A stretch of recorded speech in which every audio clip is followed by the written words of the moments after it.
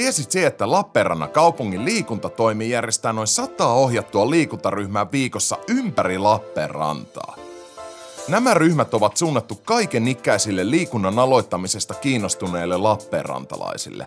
Ryhmissä käy joka viikko jopa 1750 asiakasta. Käydäänpä katsomassa muutamaa ryhmää.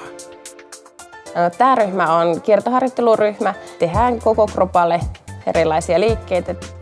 Niskahartiakivut on vähentyneet huomattavasti ja kiloja lähti 8. Ja tämän jälkeen sitten alkaa kehohuoltoryhmä.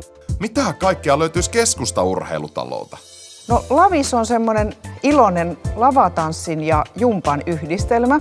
Täällä mä oon tanssimassa. Ihan itekseni, ilman ukkoa. Kaikki on sanonut, että tämä on hauskaa ja hikistä, eli kunto kohoaa. Vai että Lavista? Mitäs muuta urheilutalolla on? Tämä on oikeastaan semmoinen kokonaisvaltainen kehohuolto. Treenit tässä ryhmässä on hyviä, kun ne ei ole semmoisia, että pompittaisi hirveästi.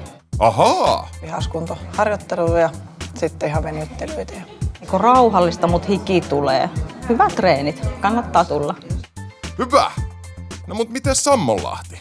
No meillä on semmoinen niin kevyt jumppa. Yksi semmoinen just iso tavoite on se hyvä olo. Kyllä varmaan kangistuisi, jos ei tehtäisi näitä liikkeitä. Mitä jos ei halua nousta ylös?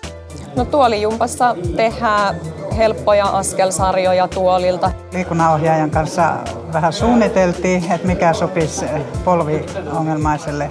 Ja minulla oli ollut semmoinen käsitys, että tuolijumppa on semmoista hohoi-jumppaa, että istutaan ja huokaillaan. Mutta tämä on kyllä ihan tehokas jumppa ollut, täytyy sanoa. Mitä jos hypättäisiin ihan altaaseen vaan? Vesijumppahan sopii oikeastaan aika laajasta laitaa. Ohjaajat on ollut todellisesti kivoja. Ne sanoo aina ohjaajat sen mukaan, mitä tuntuu itsestä. Ei väkistä. Täällä käy paljon työikäisiä. No, ensimmäiset vesijumpat maanantaisia ja torstaisia on jo 6.30.